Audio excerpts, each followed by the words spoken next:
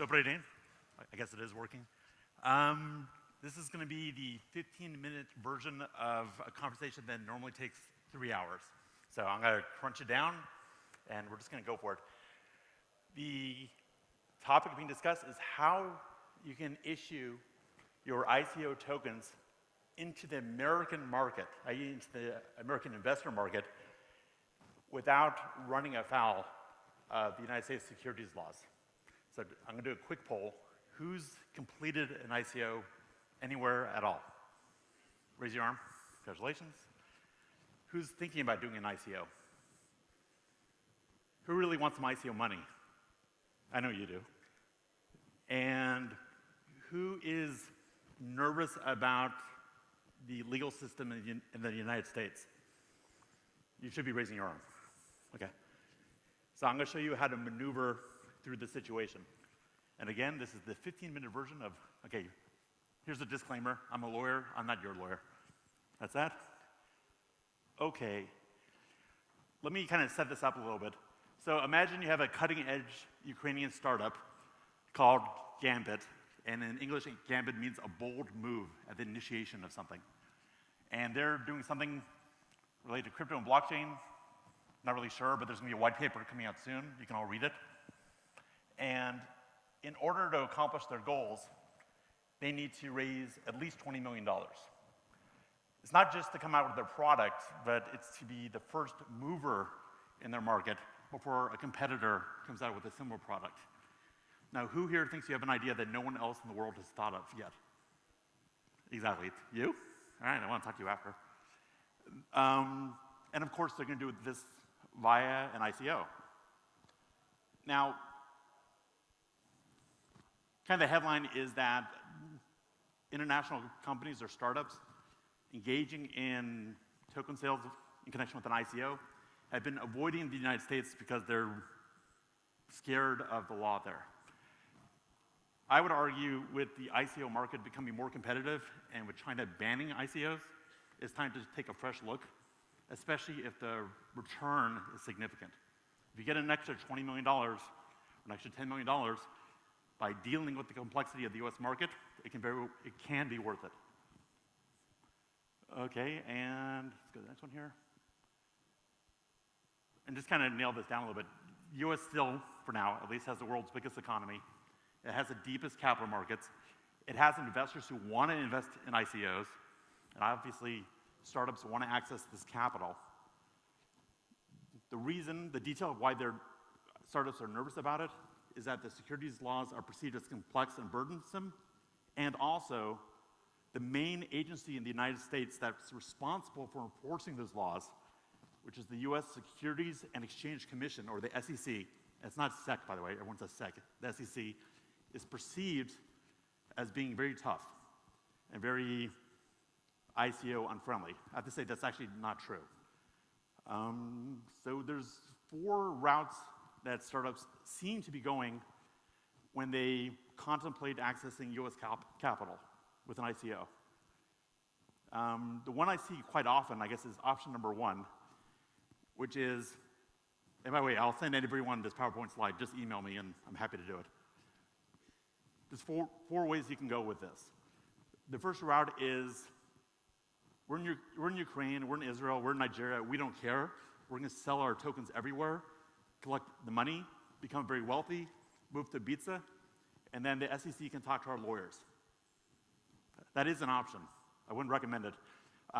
What can happen if you go that route is, yes, you can be successful, but the SEC can tag you as what's called a bad actor, and then prevent you in the future from accessing US capital. Option number 2, and I'm seeing this a lot, is that startups that are doing ICOs just don't sell into the United States. You come to their website with a US IP, they say, sorry, not for you. You VPN it into Germany and then try again, and you can buy their tokens.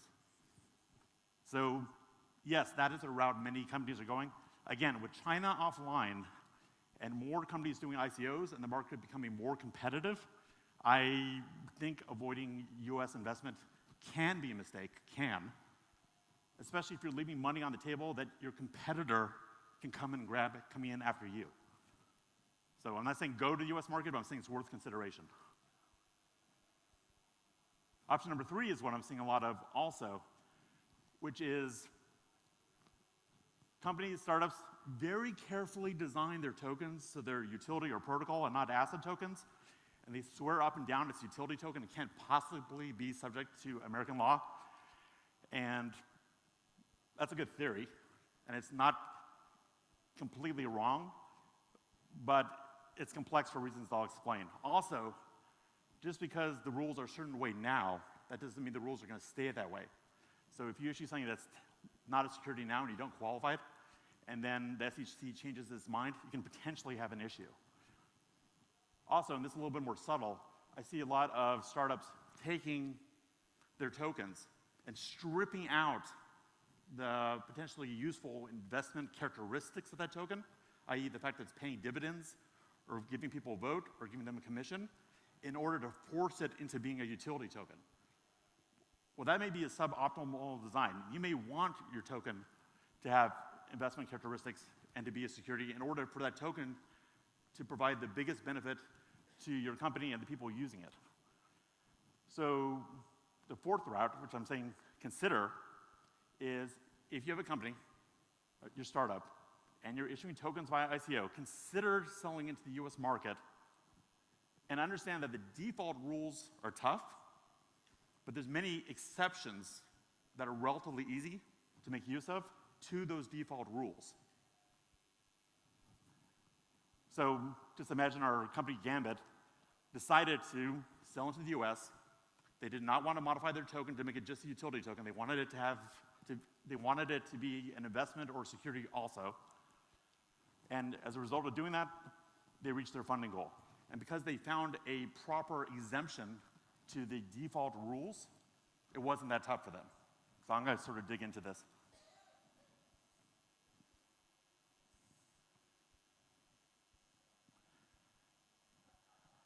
If there's one thing I want you to take away from today, it's that the foundation of all securities law in the United States, the floor that you can put every other concept on top of, is the Securities Act of 1933. Okay, this is the basis for the whole structure in the United States. Every other law came after this and is based on it. This law was enacted by the US, obviously in 33. This was following the stock market crash of 29, which was caused by rampant speculation in stocks and bonds. People were selling stock, not providing any information about it. People were buying that stock in droves, just hoping that they could sell it later to someone else. Sound familiar?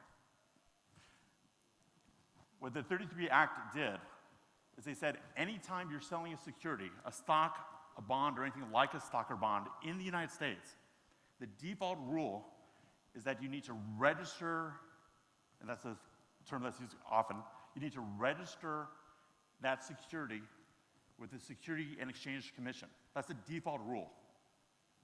Okay? And that default rule is tough. It's tough for a couple reasons. It's because the act of registering your security, number one, means that you have to create a document called a prospectus.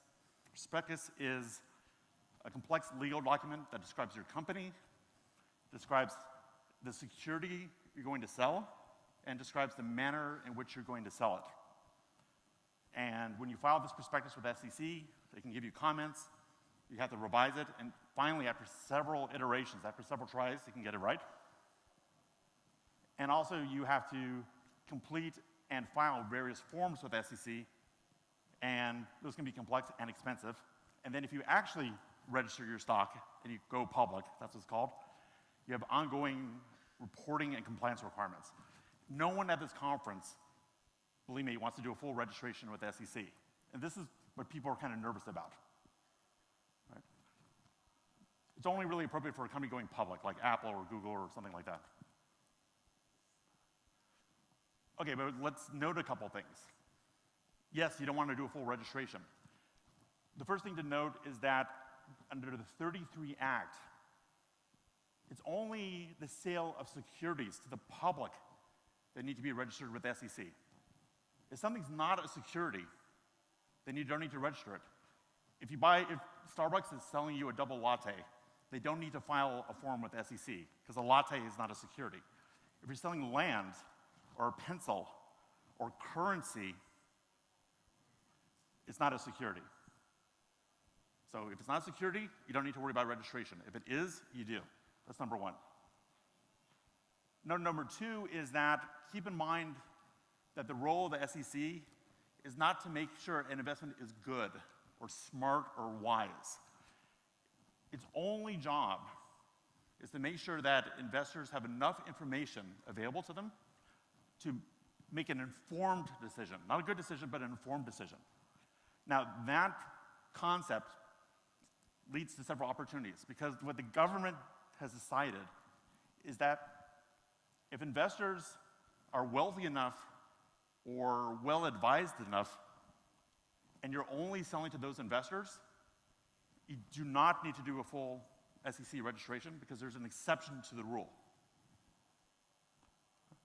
And then another thing to consider is that it is part of the SEC's job to facilitate, to allow, to create a basis for securities transactions in the United States. It's not against everything. It's not against ICOs. It recognizes that these activities, these innovations are important. And at first, it's kind of looking at ICOs and Bitcoin and crypto, sort of like, what the heck is this? You know, terrorist drug dealers, all that stuff. It's evolved its point of view. It is not saying that every ICO is a security, and it's not trying to punish people engaging in these transactions. It's trying to make sure that where appropriate, the law applies as written. Okay, so you all saw the movie The Matrix. Suppose you want to break out of the Matrix. You're Keanu and you want to break out into real life. How do you wake up from the Matrix? How do you wake up from the US securities laws? Well, if it's not a security, then you don't need to worry about it. Okay? But you know, what is a security? Like everything in law, especially US law, the question is, it depends. Or the answer is, it depends. Now, things like stocks or bonds are specifically named in the 33 Act as regulated and covered by that act. Well, is a token a stock or a bond? It may be like a stock or bond, but it's not called a stock or bond. So there's this mystery expression called an investment contract. If it's not a stock and it's not a bond, well, maybe what you're doing is an investment contract. The Act uses that term, but it doesn't define it, just to make life interesting. And the reason it doesn't define it is it recognizes that things change over time. So if something is, you know, far in the future, like in 2017, people come up with this crazy idea of a token. They don't have to rewrite the Act to put in the word token. They just figure out if a token is an investment contract. That's why that's there. So the way you drill in on something new, like a token, and decide whether or not it's a security and falls under the 33 Act, is you apply this famous case. Like I said, the Securities Act of 33 is the basis, statutory basis of all of US securities law. I'd say the foundational case, what a judge decided based on that act, is SEC versus Howey. You're all living in an SEC versus Howey world, even if you don't know the name, and I'll explain why. This is when the Supreme Court of the United States took that investment contract idea and provided some guidance as to what in God's name does that mean. Basically, Howey was engaging some land deals. He was paying commissions. The SEC said, you know, that's a security. You should have registered it with us. Howey said, no, it's not. It's land deals. I'm paying commission, but, you know. Well, he was wrong. It should have been registered. And the US Supreme Court provided some helpful guidance. Questions, where did I point this here? Did I point to you? Did that work? No, I can go over here.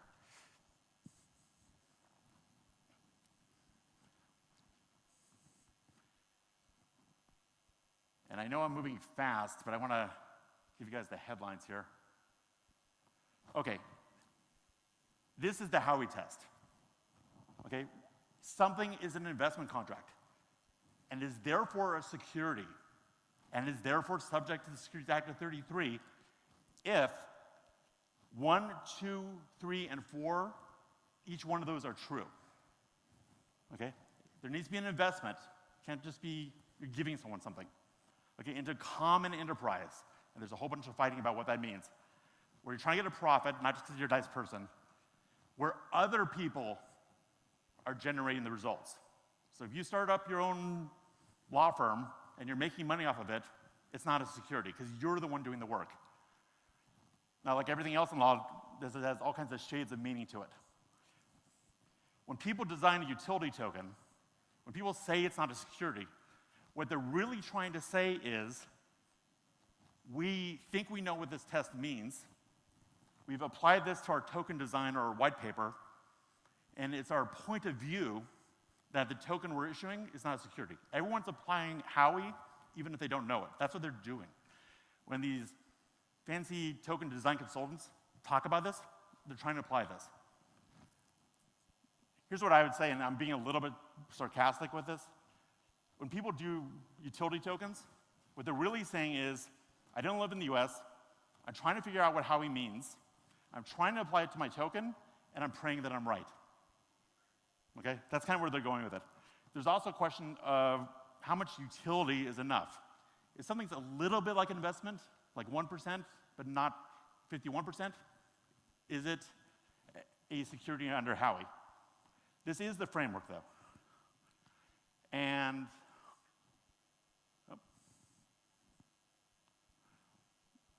this is what I'm talking about when I say the SEC has not been unhelpful. They're actually being a little bit helpful now. So in response to Ethereum and the DAO hack, way later in July 25th of this year, the SEC issued a report on Ethereum and the DAO attack. And they applied the Howey test to the DAO. So if you want to see how they think, if you want to read how they think, read this document. It's worth reading. That is their current point of view about how to look at a token and decide if it's a security. They applied the Howey test, and because the DAO was set up so that token owners were receiving a portion of the profits, of course it was a security. It's kind of a no-brainer. It also addressed the question about whether the SEC was aware of tokens, and obviously the answer is yes, they wrote this, and now they're watching. Like the dragon is awake. And they looked at the way the DAO set itself up, said these tokens are investment contracts, therefore they're securities, therefore they should have been registered with the SEC. What they also found is that Ethereum is not a security. It's a currency. So they're not going crazy with it. They're not over-applying the Howey test. They're applying it line for line. If it meets these 4 elements, it's a security. If it doesn't, it's not. So the takeaway from this is, yes, you can avoid US registration entirely if your token is not a security, but you may not want to. Just be aware of where the law kicks in. So this is where the law kicks in. If your token is an investment contract under Howey. Now, take our sample company. I guess I'm going to race to the end here. Take our sample company. They want to access US capital. They want to move fast. They need to. They want to issue a token that has investment characteristics, that is an investment contract, because it's going to help them do their business. And they want, like I said, they want to sell it in the US. I suggested this is something worth considering if the payoff is large enough. Because they're smart, they realize that the default rule about having to register their security and do all that craziness doesn't apply to them because there's an exemption. And that exemption is based on the fact that they have investors who either have enough resources or enough good advice that they don't need to be protected. And again, I'm going to race it to the end. There's 2 broad names of exemptions that you should stick into your minds. There's a Regulation D exemptions, and there's a Regulation A exemptions. What you're going to hear again and again in these conversations is Regulation D. There's 3 exemptions under Regulation D, and they're in different rules. I'm really going to fast forward here. Really going to have to cut that off. So over time quite a bit. I'm going to take 10 seconds. Regulation D, 3 rules. The last exception is Rule 506. You can raise unlimited amounts in the US without registering your security. That's the punchline. Wonderful. Thank you very much. Thank you. So, Gordon, you will be around for people to ask.